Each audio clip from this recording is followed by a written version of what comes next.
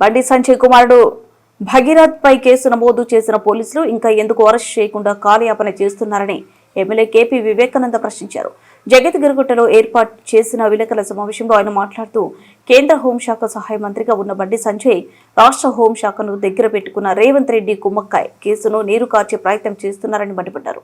Minor బాలికకు న్యాయం చేయకుండా బండి సంజయ్ కుమారుడిని కాపాడే ప్రయత్నం చేస్తున్నారని, రాష్ట్రంలో పేదలకు ఒక న్యాయం, పెద్దలకు ఒక న్యాయం అని ప్రశ్నిస్తున్నారు.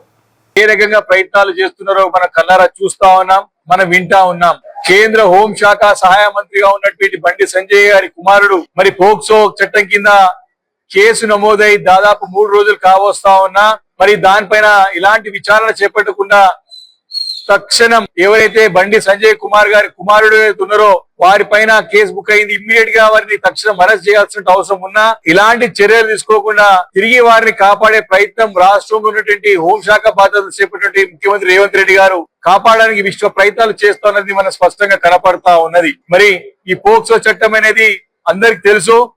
ఎవరైతే 18 సంవత్సరాలు నిండని అమాయక బాలికల పైన అత్యాచారం చేసే ప్రయత్నం చేసినా వారి పోక్సో చట్టం కింద మనమే కేసు బుక్ చేసి ఇమీడియట్ గా వారిని అరెస్ట్ చేసి దానిపైన విచారణ జరిపించాల్సిన అవసరం ఉంటది. కానీ 3 రోజులు కావస్తా ఉన్నా మరి ఇలాంటి చర్యలే కాదు, మరి వారిని కాపాడే ప్రయత్నం జరుగుతూ ఉంది.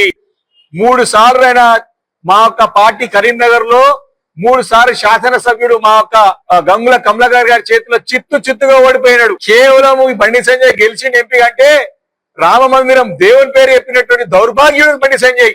సొంత బలం లేరు. ఎలక్షన్స్ ముందేమో చిప్ప చేతిలో పెట్టుకుని నాకు ఏమి లేదని చెప్పి అమాయకుని అన్ని తాకట్టు పెట్టుకున్నా అని చెప్పేసి ప్రజలకి దండం పెట్టుకుని గెలిచిన తర్వాత 100 కోట్లు ఏడికెళ్ళి వచ్చిన బండి సంజయ్ గారిని అడుగుతా ఉన్నాం. సమానం చెప్పాలి. మొన్న జరిగిన కరీంనగర్ ఎన్నికల్లో కోట్ల రూపాయలు ఎట్లా ఖర్చు పెట్టినా అడుగుతున్నాం ఈ రోజు మేము. కాబట్టి చాలా క్లియర్ గా నీ యొక్క రాజకీయ చరిత్ర అందరికి తెలుసు. 2018కి ముందు ఏముంటే నువ్వు ఈ రోజు ఏమున్నావు నువ్వు?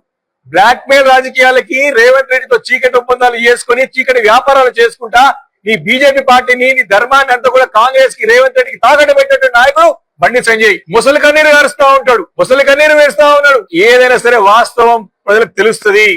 నిజాలు తెలియడానికి టైం పడుతుంది కానీ ఖచ్చితంగా టైం వచ్చినప్పుడు బయటపడుతుంది. ఈ రోజు బయటపడ్డది బండి సంజయ్ యొక్క అసలు నిజ స్వరూపం. ముసలి కన్నీరు కాదు, కళ్ళకి నీళ్లు పెట్టుడు కాదు, దేవుని పేరు ఎప్పుడు కాదు, ధర్మం పేరు ఎప్పుడు కాదు. ఇమీడియట్ గా రాజీనామా చేసినాక నువ్వు నిర్దోషివా దోషివా నిరూపితమవుతుంది. కాబట్టి ఈ యొక్క ముసలి కన్నీరు కారణం బంద్ చేయాలి బండి సంజయ్ అని చెప్పి సందర్భంగా